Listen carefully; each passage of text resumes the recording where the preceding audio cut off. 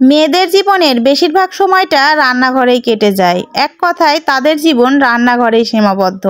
আজকে উত্তরবঙ্গের বিখ্যাত রান্না টাটকা সবজি ও টাটকা মাছ দিয়ে স্পেশাল একটি ঝোল রান্না করব, যার স্বাদ আপনি একবার খেলে আজীবন মুখে লেগে থাকবে আর সবাই আপনার রান্নার প্রশংসা করতে বাধ্য। তো এই যে আমার যে ইনডোর প্লান্টগুলো আছে, এগুলো কিন্তু আমার খুব ভালো লাগে আর এগুলো আমি অনেক ভালোবাসি। যখন আমার মন খারাপ লাগে এগুলো দেখলেই কিন্তু আমার মনটা ভালো হয়ে যায়। তো সকালবেলা করেছিলাম হচ্ছে পরোটা আর আলু ফুলকপি দিয়ে ডালনা। শীতের সময় ফুলকপি কিন্তু আমাদের থাকতেই হবে, সেটা হোক সকালের নাস্তায় কিংবা দুপুরের খাবারে কিংবা রাতের খাবারে। আর আমাদের তো পৌষ পার্বণ ও মকর সংক্রান্তি উপলক্ষে পিঠা উৎসব গেল। তো আমরা আর কি এখানে তেল পিঠা করেছিলাম। প্রত্যেকটা পিঠাই এত সুন্দর হয়েছিল, দেখেই বুঝতে পারছেন কতটা লোভনীয় হয়েছিল। আসলে পিঠার যে ব্যাটারটা সেটা যদি পারফেক্ট হয় তাহলে পিঠাও কিন্তু পারফেক্ট হয়।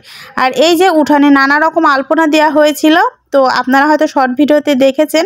আর এই যে দুপুরবেলা বাজার চলে এসেছে, তো এখানে বাজার গুছিয়ে নিয়েছি। এখানে আর কি রুই মাছ, পাবদা মাছ আর এই যে সরপুঁটি মাছ এনেছিল, সেগুলো এই যে নিজে হাতে ধুয়ে জল ঝরতে দিয়ে দিয়েছি। আর এদিকে দুপুরে রান্নার জন্যও কিন্তু টমেটো, বেগুন, ফুলকপি আর আলুটা আর কি আমি সেদ্ধ করে দেব, ওই জন্য ওটা আর কাটিনি। এদিকে আবার মাছগুলো যেগুলো রান্নার জন্য নিয়েছি আর বাকিগুলো কিন্তু সুন্দরভাবে বক্সে করে ডিপ ফ্রিজে রেখে দেবো, যাতে পরবর্তীতে আর কি ভালো থাকে। বক্সে কিন্তু মাছ রাখতে পারেন আপনারা, এতে করে কিন্তু মাছের স্বাদ গন্ধ অনেকটাই অটুট থাকে। যদিও টাটকা আনার পর যেমন টেস্ট পাওয়া যায়, ফ্রিজে রাখলে ততটা টেস্ট পাওয়া যায় না। তবুও আমাদের ব্যস্ততার এই জীবনে আমরা চেষ্টা করি যে একটু প্রসেস করে রাখতে, যাতে করে আমরা একদম টাটকা স্বাদটাই পেতে পারি। তো আপনারা এভাবে বক্সে কিন্তু মাছ রেখে দেখতে পারেন, অনেকটাই কিন্তু টাটকা থাকে পলিথিনে রাখার থেকে।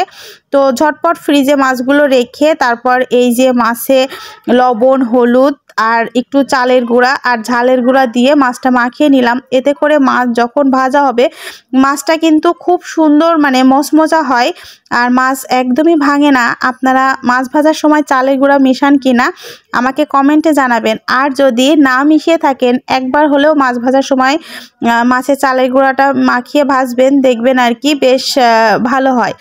আর মাছটা ভাজা হয়ে গেলে তারপর এই যে ফুলকপি আর বেগুন আগে আলাদা করে ভেজে নেব। তারপর ওইদিকে ওই যে প্রেশার কুকারে কিন্তু আমি আলু সেদ্ধ হতে দিয়ে দিয়েছি, ওদিকে আলুটা সেদ্ধ হচ্ছে।